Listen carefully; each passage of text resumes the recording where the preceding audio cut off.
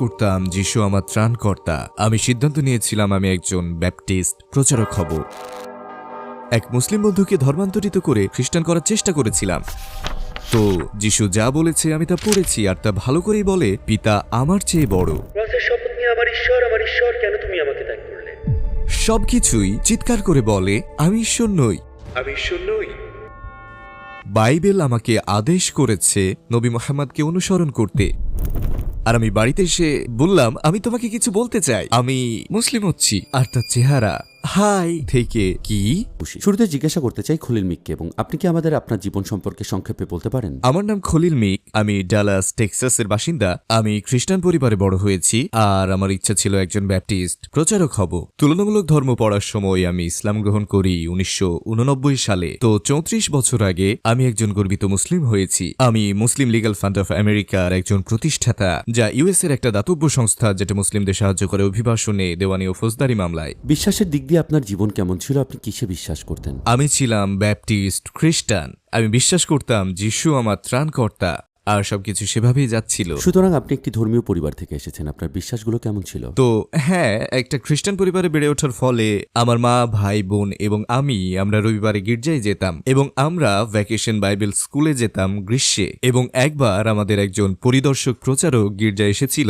সে আসলে দোজক সম্পর্কে একটা প্রেজেন্টেশন দিয়েছিল, আর এটা ছিল ভিডিও প্রোডাকশন, যা তারা বড় পর্দায় দেখিয়েছে আমাদের দেখার জন্য। এবং তারা সবাইকে বলল, জানেন তো, মৃত্যু বা যাই হোক না কেন, ফেরেশতা এসে এরপর তাদের স্বর্গ বা নরকে নিয়ে যাবে। আর তারপর দেখালো দোজখে কি ঘটে। তো আমি 6 বা 7 বছর বয়সী ছিলাম, 2য় বা 3য় শ্রেণীতে ছিলাম, আর এই ঘটনা আমাকে খুব ভয় পাইয়ে দেয়। তো আমি সেই রাতে খ্রিস্টান হয়ে যাই। আর তারপর আমি পাড়ার সব বাড়িতে গিয়েছিলাম আমন্ত্রণ জানাতে সমস্ত শিশু আর পরিবারকে পরের দিন আবার এটা দেখতে আসার জন্য। তো এটা খুব আবেগপূর্ণ ছিল। তারপর যখন আমি বড় হলাম, এটা শুধু হয়ে উঠলো একটা রবিবারের কাজ। যখন আমি কলেজে যাই, আমি সেখানে আমার বিশ্বাসের চর্চা করিনি। আমার জন্মদাত্রী মা গাড়ি দুর্ঘটনায় মারা যায় যখন আমার বয়স 1.5 বছর ছিল। কিন্তু তার মৃত্যুর কারণে আমার বাবা একটা বীমার টাকা পেয়েছিলেন। আমার বাবা এবং সন্তানেরা, মানে আমি সহ, বীমার টাকাটা পেয়েছিলাম। এই টাকাটা জমা ছিল আর বাড়ছিল আমার 18 বছর বয়সে পৌঁছানো পর্যন্ত। তারপরে সেই টাকা আমাকে দেওয়া হয়েছিল একেবারে একসাথে। তাই 18 বছর বয়সে আমার টাকা ছিল, আমার স্বাধীনতা ছিল। কিন্তু আমি কলেজে অনেক পার্টি করেছি, সেখানে আমার সময় উপভোগ করেছি। কিন্তু যখন আমার সিনিয়র বছর এলো, যে বছর গ্র্যাজুয়েট হব, আমি অনুভব করতে লাগলাম আমি যা করছি তা ছিল লাইনের বাইরে। আর যেহেতু আমি ভালোভাবে বড় হয়েছি, তাই আমি সিদ্ধান্ত নিলাম যে এটা এক ধরনের গুঞ্জনের মতো ছিল যে আমাকে আমার ধর্মীয় ঐতিহ্যে ফিরে যেতে হবে। একই সাথে আমি সিদ্ধান্ত নিলাম আমি একজন ব্যাপটিস্ট প্রচারক হব। তাই আমি আমার ডিগ্রি শেষ করলাম আর পরিকল্পনা করলাম। তাহলে কিভাবে ইসলামের দিকে আপনার যাত্রা শুরু হলো? আপনি কি আমাদের সেই দিনগুলিতে নিয়ে যেতে পারেন?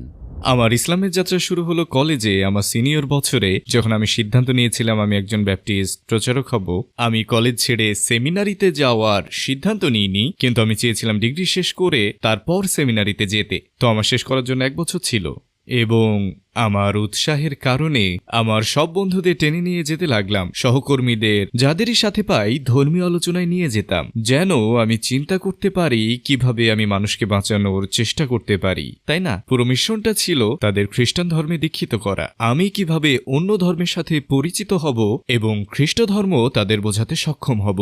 বিনোদন হিসেবে আমার সিনিয়র বছরে আমি সেটাই করেছি। লোকেদের জিজ্ঞেস করেছি আপনি কি বিশ্বাস করেন এবং কেন, এবং আমি তা শুনতাম। এক মুসলিমের সাথে আমার বন্ধুত্ব হয়, তার সাথে আমার আগে থেকে বন্ধুত্ব ছিল, কিন্তু কখনো ধর্ম নিয়ে কথা হয়নি। তাকে জিজ্ঞেস করলাম তুমি কি বিশ্বাস করো? সে বলল আমি মুসলিম। 80 দশকে যখন আমি কলেজে ছিলাম, আমি আসলে জানতাম না যে এর মানে কি, মানে এটা কি কোনো সংগঠন নাকি কোনো ধর্ম, আমি সেটা ভাবতাম। সে বলল আমি মুসলিম এবং বলা শুরু করলো সে কিসে বিশ্বাস করে। এবং কয়েক মিনিট পরে আমি তখনও শুনছিলাম, আমি মনে মনে ভাবছিলাম কথাগুলো এক বিভ্রান্ত খ্রিস্টানের মতো শোনাচ্ছে। আমি জানি না এই ইসলাম বা মুসলিম কি, কিন্তু কিন্তু এটা খুব কাছাকাছি, প্রায় এটার কাছে পৌঁছেই গিয়েছো, তাই না? তাই মনে করলাম আমি এগিয়ে গিয়ে কাউকে বাঁচাবো সেমিনারিতে যাওয়ার আগেই। আমি আমার মুসলিম বন্ধুকে ধর্মান্তরিত করতে চেষ্টা করলাম খ্রিস্টান হতে, আর সে শুধু ধর্মের কথা বলে আনন্দ পেত না, সে এতে ক্লান্ত হয়নি। কিন্তু তিনি কখনো বিতর্ক করতেন না, তিনি কখনো তুলনা করতেন না। আমি তাকে যিশু সম্পর্কে বলতাম আর সে শুধু ভাবছিল আমি কতটা ভালো আর এই কথোপকথনের সুযোগটা কতটা চমৎকার। তার যাওয়ার পর পরের বার যখন দেখা হলো,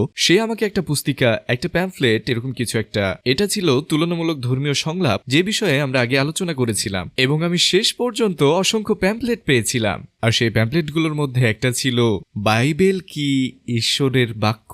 এটা ছিল আহমেদ দিদাতের। তিনি তুলে ধরেছেন বাইবেলের ঐতিহাসিকতা এবং তিনি শুধুই প্রশ্ন করেছেন এই বইটা কি ঈশ্বরের বাক্য, এবং তিনি এই বইটিতে তার বিশ্লেষণ তুলে ধরেছেন। এতে সমস্যা হলো আমি বিশ্বাস করতাম বাইবেল সত্য শতভাগ। আমি বড় হয়েছি এটা পড়তে পড়তে, জানতে জানতে, গির্জায়ও গেছি, কিন্তু আমি কখনোই বাইবেলের ঐতিহাসিকতা নিয়ে পড়াশোনা করিনি। আমরা এই বইটা কিভাবে পেয়েছি, তাই না? এর প্রতিটি অধ্যায়ের নাম আছে, তাই আমি অনুমান করেছি তারাই এটা লিখেছেন আর সব একসাথে রেখেছেন। তাই এটা অতীতের মানুষগুলো লিখেছিল ঈশ্বরের দ্বারা অনুপ্রাণিত হওয়া কথাগুলো, কিন্তু ভাবলাম এটা কোনোভাবে সম্ভব না কিছু প্রমাণ করতে। তাই আমার বাইবেলের ঐতিহাসিকতা শিখতে হবে, তার কর্তৃত্ব প্রমাণ করতে সংশয়বাদী বা যে কারো কাছে আমি এর জন্য নিজেকে উৎসর্গ করতে যাচ্ছি। তাই বিনোদনের জন্য প্রশ্ন করার বদলে কি বিশ্বাস করেন এবং কেন, আমি ডুবে যাই বাইবেলের ঐতিহাসিকতার মধ্যে, যেন আমি অন্য কাউকে এটা ব্যাখ্যা করতে পারি। আর সেই প্রক্রিয়ায় আমি শুরু করেছি শতভাগ প্রত্যয় নিয়ে। তারপর আমি শিখতে শুরু করলাম কিভাবে আমরা বাইবেল পেলাম। যখন আপনি তাকিয়ে দেখবেন কিভাবে আমরা জানি যে এই মুসা কি বললেন, ঈসা কি বললেন, নবী কি বললেন, তারপর আপনি ঐতিহাসিক দলিলের কপিগুলোর দিকে তাকান, আমার বিষয় যে নিউ টেস্টামেন্টে আরামাইক ভাষার কোনো আসল পাণ্ডুলিপি নেই, যেটা ছিল ফিলিস্তিনের ভাষা যিশু সময়কালে। হিব্রু ভাষাতেও কোনো ডকুমেন্ট নেই। তিনি একজন ইহুদি ছিলেন এবং তারা সংগ্রহ করেছিলেন তাদের আগের বাণীগুলো এবং বাকি সব হিব্রুতে। তো আমাদের হিব্রুতে কিছু নেই, আরামাইক কিছু নেই, আমাদের কাছে শুধুমাত্র গ্রিক নথি আছে আর পরে ল্যাটিন ভাষায়, এবং আমাদের আছে 10,000-এর কপি সেই বইগুলোর, ম্যাথিউ, মার্ক, লুক এবং জন। তবুও কোনো দুটো কপির কোনো মিল নেই। এটা এমন কিছু যা আপনি বিশ্বাস করেন আর ব্যাখ্যা করতে পারেন, কিন্তু এটা শক্তিশালী প্রমাণ ছিল না আমার মতে। কেউ কেউ পারে, কিন্তু আপনি শিখবেন যখন আপনি পড়াশোনা করতে থাকবেন। আরো কিছু বই ছিল ঠিক এমনই পুরনো, আপনি জানেন আপাত দৃষ্টিতে খাঁটি, যেগুলো বাইবেলের অন্তর্ভুক্ত না। এমনকি ক্যাথলিক বাইবেল রয়েছে আর প্রোটেস্ট্যান্ট বাইবেল রয়েছে যা সম্পূর্ণ ভিন্ন। অন্য কথায় খ্রিস্টান বিশ্বাসে 2000 বছর পেরিয়েছে এবং বাইবেলের এমন কিছু লেখক আছেন যারা এখনো অজানা। এবং আমি যেহেতু বাইবেলের ঐতিহাসিকতা শিখছি, তো আমি অন্যদেরকে এর কর্তৃত্ব সম্পর্কে বোঝাতে পারি। আমার মনে উদ্বেগ জাগা শুরু হয়, তাই না? আমি তা শিখছি যা জানতাম না, এবং নিশ্চিত হওয়ার চেয়ে আমি যত বেশি শিখছি ততই সন্দিহান হয়ে পড়ছি। এই প্রক্রিয়া অব্যাহত ছিল একটা পর্যায়ে না আসা পর্যন্ত, এবং আমি আশাহত ছিলাম যে এটা ভালোর দিকে যাচ্ছে না, খারাপ হচ্ছে। আমি যতই দূরে যাচ্ছি খারাপ হচ্ছে। প্রতিশোধমূলক মানসিকতা থেকে আমি আমার মুসলিম বন্ধুকে জিজ্ঞেস করি আচ্ছা তোমার কোরআন সম্পর্কে বলো, এর ঐতিহাসিকতা কি? তাই সে একটা বই নিয়ে আসে যেটা ছিল নবীর সিরাহ, কোরআনের ঐতিহাসিক পটভূমির মতোই, খুবই সহজ। এটা নিয়ে আর পড়া শুরু করি কোরআন সম্পর্কে ইসলামিক সূত্র কি বলে, এবং এই সিদ্ধান্তে আসা খুব দ্রুত ছিল যে এটা সম্পূর্ণ ভিন্ন ঐতিহাসিকতা। কোরআন আরবি ভাষায় প্রণীত, এটা নবী সাল্লাল্লাহু আলাইহি সাল্লামের ভাষা, এটা নবীর সময়কাল পর্যন্ত পাওয়া যায়, এটা লেখা হয়েছে এবং মুখস্থ করা হয়েছে নবীর সময়কাল থেকে। তো এর ঐতিহাসিকতা খুবই সহজ, তাই না? যদিও এটা সত্যতার প্রমাণ না, কিন্তু এটা তাকে খাঁটি করে তোলে। তো যেহেতু দুইটি বই সম্পূর্ণ আলাদা এবং কোরআনে এরকম কোনো ইস্যু ছিল না, আমি বলবো বাইবেলের মতো, মনে হচ্ছিল এটা সাহায্য করছে না, মনে হচ্ছিল আমি সাহায্য পাচ্ছি না। আমি আশা করছি সবাই একই পথে আছি আর আমি পাশ কাটিয়ে যাচ্ছি, কিন্তু তাতেও সাহায্য পাইনি।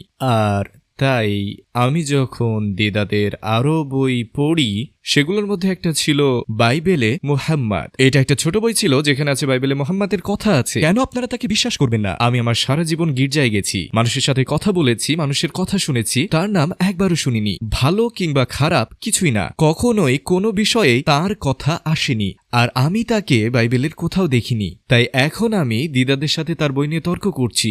সে চ্যালেঞ্জ করলো। তো আপনি যদি চান যে একজন খ্রিস্টান প্রমাণ করুক যিশু সেই যা তারা মনে করেন, তারা ওল্ড টেস্টামেন্ট উল্লেখ করবে আর বলবে এখানে তার কথা উল্লেখ আছে, এই যে একজন নবীর কথা বলা আছে, তিনি এই এলাকা থেকে আসবেন, তিনি এটা করবেন সেটা করবেন, মানে বলতে চাচ্ছি এরকমটা হবে, তাই না? তাহলে কিভাবে প্রত্যাখ্যান করবেন? কিন্তু ওল্ড টেস্টামেন্টে যিশুর নাম নেই, সেখানে কোথাওই যিশুর নাম উল্লেখ করা নাই। এবং যতবার আমি এই দুটি বিষয় তুলনা করেছি, আমি নিজেই দেখেছি খ্রিস্টানের ব্যাখ্যার চেয়ে দিদাদের ব্যাখ্যাই বেশি গ্রহণযোগ্য।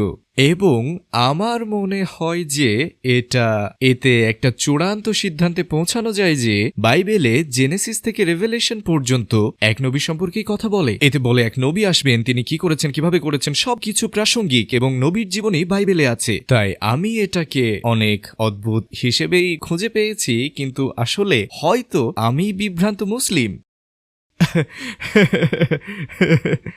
আমার কাছে এখন সম্ভবত 50 থেকে 100টির পদ আছে বাইবেল থেকে, যা খুব পরিষ্কার যে এটাই নবী মুহাম্মদ।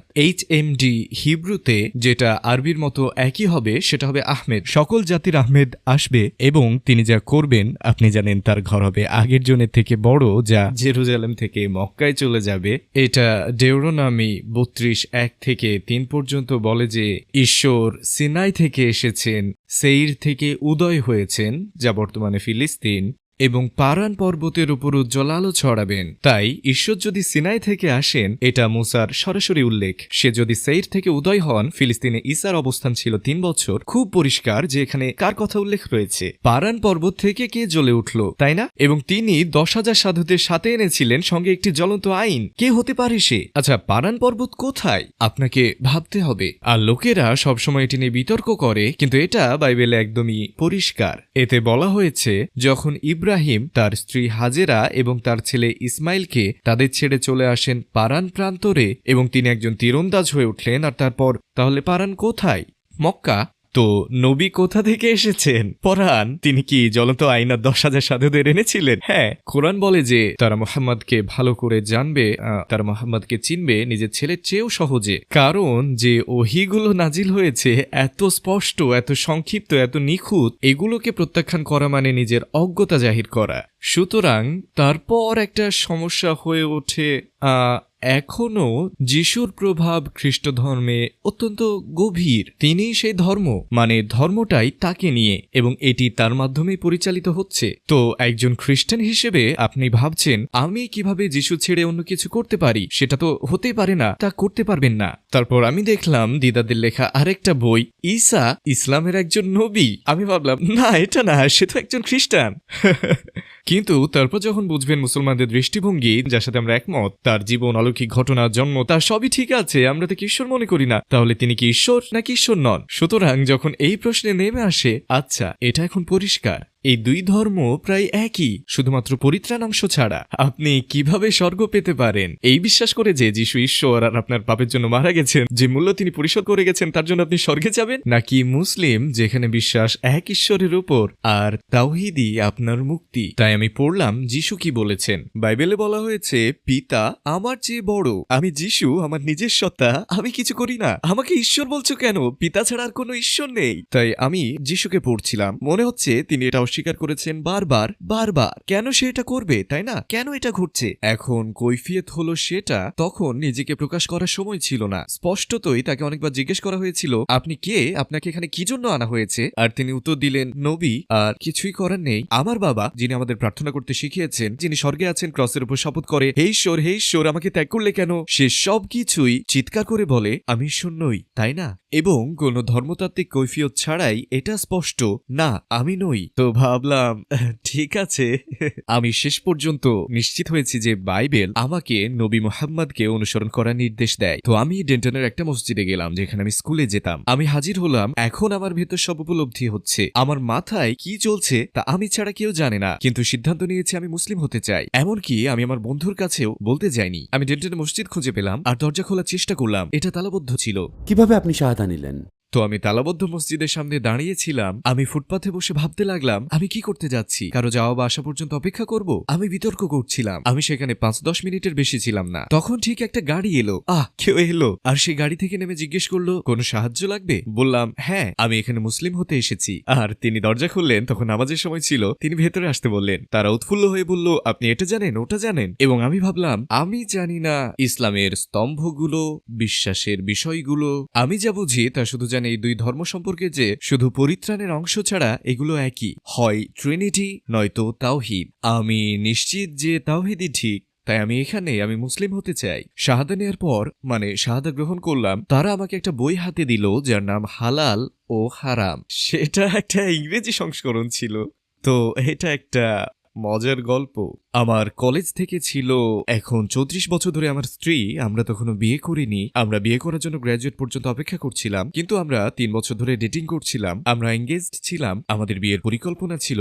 আমি এই সমস্ত মানসিক গবেষণা করছিলাম, সে ভাবছিল আমি ব্যাপটিস্ট প্রচারক হচ্ছি। আমি সিদ্ধান্ত নিলাম আমি মুসলিম হব, ঠিক আছে, কিন্তু আমি কারোর সাথে কথা বলিনি। পুরো সময়টা নিজের ভিতরে এটা রেখেছি। তাই যখন আমি মসজিদে যে শাহাদা নিয়ে বাসায় আসি, আমি বললাম আমি তোমাকে কিছু বলতে চাই। সে বলল কি? আমি মুসলিম হতে যাচ্ছি।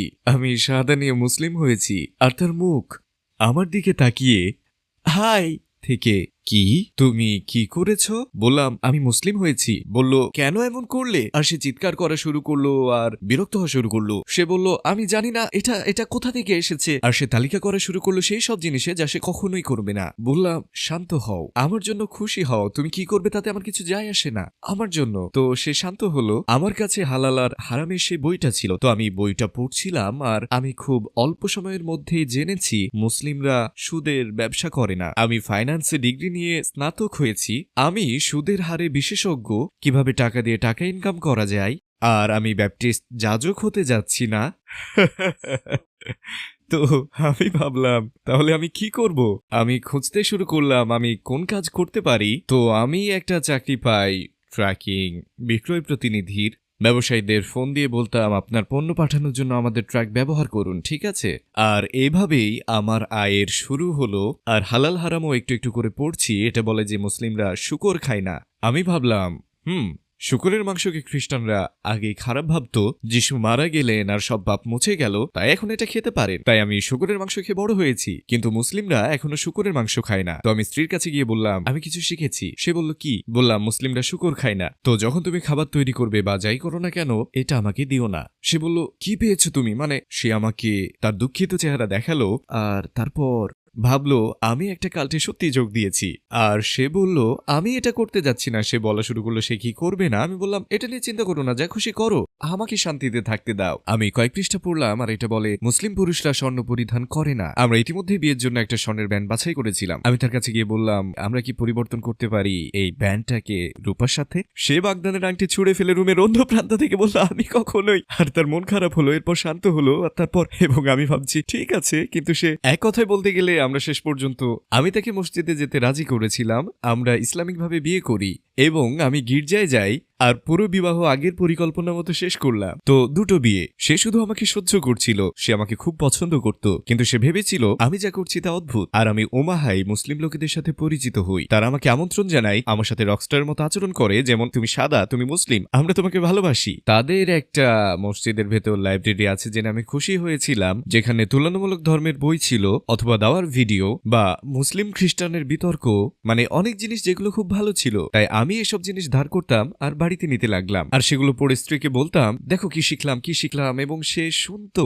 তারপর 5-10 মিনিট পর সে বলতো আমি আর শুনতে চাই না, আমাকে একা থাকতে দাও। কিন্তু একদিন যখন বাসায় আসি, আর এটা কয়েক মাস পর, আমার পড়া, ভিডিও দেখা, কাজ করা, আমি ফুলে ফেপে উঠছি, আমি একজন মুসলিম, এবং সে আমার মধ্যে কিছু পরিবর্তন দেখে। এটা তাকে হুমকি দিচ্ছে না, সে শুধু পর্যবেক্ষণ করছে। আর সে বলল আমি অন্য মুসলিমদের দেখতে চাই। আমি বলি আমি তোমার জন্য যথেষ্ট নই। তো আমি মসজিদে গিয়ে বলি এই আমার স্ত্রী অন্য মুসলিমদের সাথে দেখা করতে চাই, তোমরা কি মনে করো? ওরা বলল ভাই আমাদের একটা হালাকা আছে, একগুচ্ছ পরিবার একত্রিত হয় শুক্রবারে একটা বাড়িতে, আর আমরা কোরআনের তাফসির করি, একটু আলোচনা করি, তারপর আমরা খাই, আমরা নামাজ পড়ি, আর তারপর বাড়ি যাই। আপনি তাকে হালাকায় নিয়ে আসুন না, আমরা সবাই পরিচিত হতে পারি। দারুণ। তাই আমরা প্রথমে হালাকায় গেলাম। আর এই প্রথম সে দেখতে পেল মুসলিম নারীদের, শিশুদের এবং পুরুষরা সবাই স্বাভাবিকভাবে কোনোভাবেই যোগাযোগ করছে প্রতিদিনের পরিবেশে, এবং সে উপভোগ করলো এটা ছিল এমন কিছু যা সে আশাই করেনি। আমি জানি না সে কি আশা করেছিল, কিন্তু এটা ইতিবাচক ছিল। তাই আমরা টানা 2-1টা হালাকায় যাই, এবং পরের বার যখন আমরা যাচ্ছি সে বলল, আমি যদি তোমাদের সাথে নামাজ পড়ি তাহলে কি সমস্যা হবে? আমি ভাবলাম ঠিক আছে, তুমি কি না মুসলিম হতে চাই না, কিন্তু প্রতিবারই তোমরা থেমে উঠে প্রার্থনা করো, আমি বসে থাকি আর দেখি আমার ভেতর থেকে কিছু আমাকে যোগ দিতে বলে, মানে আমি এটার অংশ হতে চাই, এটা চমৎকার হবে। আমি বলি হ্যাঁ তুমি যোগ দিতে পারো, শুধু লাইনে দাঁড়াও আর অনুসরণ করো। সে কি বলবে তাও জানে না, সে শুধু নড়াচড়াগুলো নকল করছে আর নামাজের অংশ হতে চায়। ঠিক আছে, আরো কিছু হালাকা হলো। একদিন আমি বাড়িতে আসি, সে বলল আমার মনে হয় আমি প্রস্তুত। কিসের জন্য প্রস্তুত? মুসলিম হতে। কিন্তু সে আমাকে একটা বড় লিস্ট দেয় যেগুলো সে করতে চায় না। আমি ভাবলাম সে তো আমার পথে আসছে, ঠিক আছে ভালো, তুমি হতে চাও। এক কথায় সে মুসলিম হয়ে গেল। সে যা বলেছিল যে কখনো এসব করবে না, এখন সেসব করে। আপনি কি আমাদের বলতে পারেন কেমন অনুভব করেছিলেন যখন আপনি শাহাদা নিয়েছিলেন? ঠিক আছে, আমি আপনাকে বলি, শাহাদা গ্রহণ করা আমার জন্য একটা বিষয় ছিল, কিন্তু তাৎক্ষণিকভাবে মুসলিম হওয়ার সাথে সাথেই আপনি এমন কিছু দেখবেন যা আপনি জীবনে আগে কখনো লক্ষ্য করেননি। তো একটা শান্তি, আরামবোধ, আল্লাহ বলেন হৃদয়ে ভালোবাসায় ভরিয়ে দেবেন। আপনি যে নামেই ডাকুন তা অনুভব করবেন, এবং আপনি জানতেন না যে আপনার এটা ছিল। যেমন আমার এবং আমার জীবনে অন্য কারোর মধ্যে সবসময় কিছু স্তরের বাধা থাকে যে আপনি রাখেন আর আপনি এটা লক্ষ্যও করেন না। মানে তারা বন্ধু, আমার বন্ধু, তাদের সাথে সবকিছু করি। যখন আপনি মুসলিম হবেন, যখন একজন অপরিচিত ব্যক্তিকে সালাম দেবেন অথবা পরিচিত কারোর সাথে দেখা করেন, এবং আপনার যে অনুভূতি থাকে আপনি কিছুর অনুপস্থিতি লক্ষ্য করবেন, এবং যে বাধা আপনার সবসময় ছিল কিন্তু আপনি জানতেন না যে তা ছিল, আর এটা চলে গেলে আপনার সত্যি অনুভব হবে এটা একটা আধ্যাত্মিক সংযোগ যা মুসলিম হওয়ার আগে আপনার কখনোই ছিল না। আর এটা একটা খুব আসক্তিকর অনুভূতি। আপনার পরিবারের প্রতিক্রিয়া কি ছিল, অথবা আপনার কাছের মানুষের আপনার ইসলাম গ্রহণের বিষয়ে? আমার বাবা মা প্রথমে সহ্য করেছিলেন, আমার জন্য খুশি হয়েছেন, বা যাই হোক না কেন, ভেবেছিলেন এটা একটা স্তর, সে এটা পার করবে, ঠিক আছে, এখান থেকে সে সরে আসবে, সে যুবক, সে বোকা, সে অবশ্যই সরে আসবে। তাই পরিবারের পক্ষ থেকে কোনো বাধা আসেনি। তার পরিবার একটু বেশি রক্ষণশীল ছিল। তার বাবা তার উপর এতটাই বিরক্ত ছিল যে কি বলবো, তাকে অস্বীকার করেছিল। কিন্তু সে বিবাহিত আর আমি ছিলাম, তার বাবাকে দরকার ছিল না, মানে বাবা হওয়া ছাড়া অন্য কিছুর জন্য। তো তারা 10 বছর ধরে কথা বলেনি। আর তার বাবার বিবাহ বিচ্ছেদ হয়েছিল মায়ের সাথে, তাই তারা আলাদা বাস করছিল। তার মা বলতো তুমি খুশি হলে আমি খুশি, কিন্তু তার মা বাইরে গেলে খুব অস্বস্তি বোধ করত যখন আমার স্ত্রী বাইরে পর্দা করত। তো যখন সে পর্দা করা শুরু করলো, তার মা জিজ্ঞেস করতো আমার সাথে থাকার সময় এটা খুলতে পারবে না, ঠিক আছে, মানে সে খুব চিন্তিত ছিল তাকে অন্যরা কিভাবে দেখছে। তবে এটা একটা ছোট সমস্যা ছিল আর সে এতে অভ্যস্ত হয়ে গেছিল। আর তার বাবা শেষ পর্যন্ত শুধু যোগাযোগই করল না, তারা বন্ধুও হয়ে গেল। আর তারপর তিনি বৃদ্ধ বয়সে আমাদের কাছে এলেন, আর মারা যাওয়ার আগ পর্যন্ত আমরা তার যত্ন নিতাম। তো তাদের সম্পর্ক সর্বোচ্চ পর্যায়ে শেষ হয়েছিল। প্রথমে একটু অস্বস্তিকর ছিল, কিন্তু আমি ভয়ঙ্কর সব গল্প শুনেছি, তো আমি ভাগ্যবান ছিলাম, আমরা ভাগ্যবান। আর রাসূল সাল্লাল্লাহু আলাইহি ওয়াসাল্লাম সম্পর্কে আপনি কি ভাবেন? তার কি বিষয় আপনাকে সবচেয়ে প্রভাবিত করেছে? নবী সম্পর্কে সবার যা পছন্দ থাকে তা হলো তিনি প্রতিটি সমস্যা মোকাবেলা করেছেন যা আমরা আজ মুখোমুখি হই, হোক সেটা মিডিয়া বা অপব্যবহার বা সহিংসতা, যাই হোক না কেন, বা তার নিজের পরিবার, তার নিজের সম্প্রদায়ের সাথে ঝামেলা। আমাদের সুপারহিরো আছে আমেরিকান সংস্কৃতিতে, তাই না? প্রতিটি সুপারহিরো যা আপনি কল্পনা করতে পারেন, সুপারহিরো থাকার কারণ হলো মানুষ একে অপরের সীমাবদ্ধতা দেখে, তাই না? আর আমাদের কারোরই সেই সুপারহিরো গুণাবলী নেই। তো সবকিছু ঠিক করতে চাইলে আমাদের একজন সুপারহিরো থাকবে যে সবকিছু করবে আর সব ঠিক করবে। যখন আপনি বুঝবেন যে মরুভূমিতে একসময় একজন মানুষ চরম অজ্ঞতার সময়ে একটা বাণী পেয়েছে, এবং সহিংসতার সময় যে আপনি ভাবতে পারেন, আর কিভাবে এটা এক ব্যক্তির থেকে অনুরণিত হয়ে এত অল্প সময়ের মধ্যে সমগ্র বিশ্বের কাছে পৌঁছে যায়, তো সেই সুপার হিরো পরিবর্তনের ধারা বয়ে আনলেন তার নিজের মাধ্যমে, সঙ্গীদের মাধ্যমে, অনুসারীদের মাধ্যমে। এটা বেশি অনুপ্রেরণামূলক কাল্পনিক গল্পের তুলনায়। তো আপনাকে হিরোদের পাল্টে নিতে হচ্ছে বাস্তব মানুষের সাথে। সবশেষে দর্শকদের মধ্যে এমন কেউ একজন আছে যারা এখন আমাদের দেখছে, তাদের মধ্যে ইসলামের প্রতি তার হৃদয় উষ্ণ, কিন্তু তারা ভয় পাচ্ছে প্রতিক্রিয়া, আত্মীয়দের অথবা কাছের মানুষদের। এমন একজনকে আপনি কি বলতে চান? আমি কি আমার উত্তর পড়তে পারি? 1 সেকেন্ডের জন্য আমি এটা নিয়ে চিন্তা করলাম। বিচার দিবসে এটা তাদের সাহায্য করবে না। আপনি একা দাঁড়িয়ে থাকবেন আপনার প্রভু, আপনার সৃষ্টিকর্তার সামনে। বিশ্বাস একটা ব্যক্তিগত ব্যাপার যেটার মুখোমুখি সবার হতে হবে। আপনার উত্তর দিতে হবে আমি এখানে কেন, কোথায় যাচ্ছি, আমার কি করা উচিত। কেউ আপনার জবাবদিহিতার জন্য দায়ী নয়, অথবা কেউ আপনার সাফল্যে ভাগ বসাবে না। বিশ্বাসের প্রতি দৃঢ় প্রত্যয় কাটিয়ে উঠবে যে কোনো বাধা, বেড়া বা প্রতিক্রিয়া। যখন আপনার মস্তিষ্ক আর হৃদয় এক হবে আপনি একটা অদম্য শান্তি পাবেন অদম্য শক্তি। তাই যদি চিন্তা আসে অন্যের প্রতিক্রিয়া নিয়ে, চিন্তা করবেন না। আন্তরিকতা আর দৃঢ়তার সাথে কাজ করুন আর বিশ্বাস করুন যে ঈশ্বর প্রতিটি পদক্ষেপে সেখানে থাকবেন, তিনি আছেনই।